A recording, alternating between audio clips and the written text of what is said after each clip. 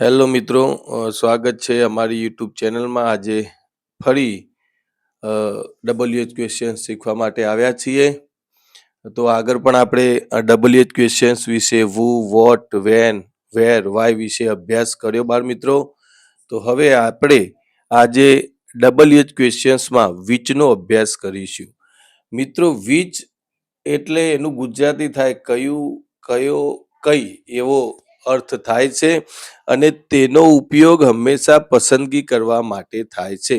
તમને પ્રશ્ન પૂછવામાં આવે કે ભાઈ તમને કયા પ્રકારની બુક જોઈએ છે, બરાબર, અથવા કઈ બુક જોઈએ છે, તો વિચનો ઉપયોગ થાય. અંગ્રેજીમાં આપણે વિચ વાપરીએ છીએ. એનું કયું, કયો, કઈ એવું મિત્રો ગુજરાતી થાય છે. તો હવે વિચનો તમે ઉદાહરણ અહીંયા લખેલા છે, એનો ઉપયોગ પણ મિત્રો લખેલો છે. વિચ એટલે કયું, કયો, કઈ પસંદગી કરવા માટે તેનો ઉપયોગ થાય છે. તો મિત્રો તમારે ખાસ યાદ રાખવાનું, પહેલા તો વિચ એનું ગુજરાતી આ ત્રણ પ્રકારનું થાય: કયું, કયો, કઈ, અને તેનો ઉપયોગ હંમેશા પસંદગી કરવા માટે થાય છે. તમે સ્ક્રીન પર જોઈ શકો છો. હવે એનું વાક્યો આપણે જોઈએ તો વાક્યો ખાસ બાળ મિત્રો સમજવાના છે, કારણ કે વાક્યો થકી જ આપણને ખબર પડશે કે ખરેખર વિચનો ઉપયોગ કેવી રીતે થાય છે. અહીંયા તમે જુઓ મિત્રો, which book do you like? તમને કયા પ્રકારની અથવા કઈ ચોપડી ગમે છે? તમે જવાબ આપશો કે આઈ લાઈક કાર્ટૂન્સ, મને કાર્ટૂન્સ ગમે છે. ગમે તેવો તમે જવાબ આપી શકો, પણ પ્રશ્ન પૂછવા માટે which book do you like, તમને કેવા પ્રકારની ચોપડી ગમે છે અથવા કઈ ચોપડી ગમે છે. બીજું વાક્ય તમે જુઓ મિત્રો, which music do you like? તમને કયા પ્રકારનું અથવા કયું સંગીત ગમે છે? તો એનો જવાબ આપણને જે સંગીત ગમતું હોય આપણે આપી શકીએ. તો મિત્રો યાદ રાખવાનું છે, which music do you like? તમને કયું સંગીત ગમે છે. આ વાક્યની અંદર તમે જુઓ number 3, which is your book? તમારી ચોપડી કઈ છે? કોઈ તમને પ્રશ્ન પૂછે કે ભાઈ આમાંથી તમારી ચોપડી કઈ છે, તમારી બુક કઈ છે, તો એના માટે આપણે અંગ્રેજીમાં વિચનો ઉપયોગ કરીએ છીએ. આગળ વાક્ય છે, વિચ ઇઝ યોર પેન? તમારી પેન કયો છે. એ રીતે which ice cream do you like? તમને કયા પ્રકારની આઈસ્ક્રીમ ગમે છે. તો અહીંયા હંમેશા તમે જુઓ દરેક વાક્યની અંદર પસંદગીનો ભાવ બતાવવામાં આવ્યો છે. પસંદગી કરવા માટે તેનો ઉપયોગ થાય છે દરેક વાક્યની અંદર, તમે જોઈ શકશો. આગળ જોઈએ તો which is your favourite game? તમારી પ્રિય રમત કઈ છે. હવે જવાબ મિત્રો આપવાના છે એ આપણે જે રીતે એનો જવાબ આપણને ખબર હોય એ રીતે આપવાનો. દાખલા તરીકે મને આઈસ્ક્રીમ વેનીલા ગમતી હોય તો હું લખી શકું છું આઈ લાઈક વેનીલા આઈસ્ક્રીમ, એવો જવાબ આપી શકું. તો એ રીતે which is your favourite game? તમારી જે રમત પ્રિય હોય તમે જવાબ આપી શકો. એટલે ધોરણ 5, 6, 7, 8માં જે વિચના પ્રશ્નો કદાચ પૂછાય તો આ રીતના જ હોય છે, ટૂંકા. તમારે માત્ર તેનો ઉપયોગ જાણતા હોય તો જવાબ લખવાનો આ રીતે છે. કઈ રીતે? તો મેં તમને કહ્યું which book do you like? તો હું લખી શકું આઈ લાઈક કાર્ટૂન્સ.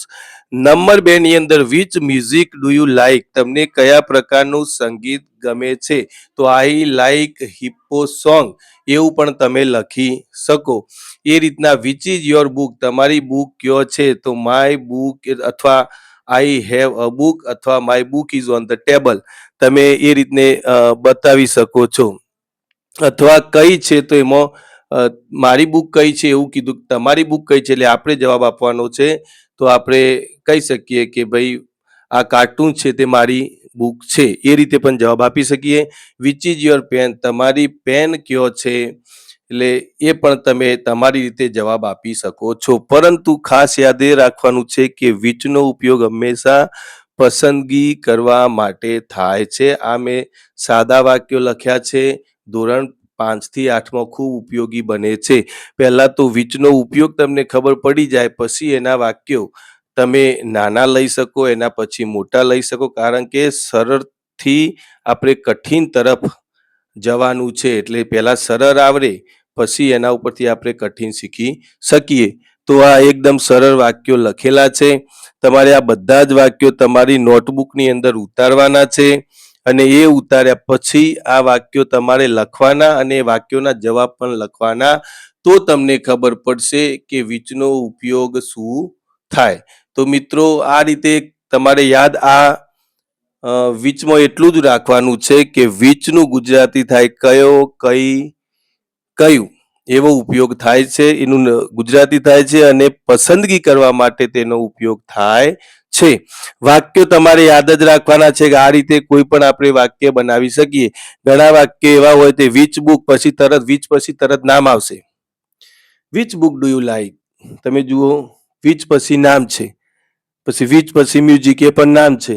બરાબર. ઘણા વાક્ય એવા આવશે જેમાં નામ નહીં આવે, ક્રિયાપદથી શરૂઆત થશે. which is your book? તમારી બુક કઈ છે. which is your pen? તમારી પેન કઈ છે. which ice cream do you like? જો આમાં પણ નામ આવ્યું, કઈ આઈસ્ક્રીમ તમને ગમે છે. તો which is your favorite game? તમારી પ્રિય રમત કોણ છે. તો મિત્રો તમારે યાદ રાખવાનું છે કે કેવી રીતે whichનો ઉપયોગ આપણે કરી શકીએ. બરાબર છે. તો આ વાક્યો તમે તમારી નોટબુકની અંદર લખી લેજો અને ઘરે પ્રયત્ન કરજો કે whichનો ઉપયોગ કેવી રીતે થાય. નાના નાના વાક્યો લખી અને તમે શીખી શકશો. તો આશા રાખું કે તમને whichની ખબર પડી ગઈ હશે. તો મિત્રો ફરીથી નવા વિડીયો સાથે WH ક્વેશ્ચન સાથે મળીશું. ત્યાં સુધી ઘરે રહી અને તમે અભ્યાસ કરશો.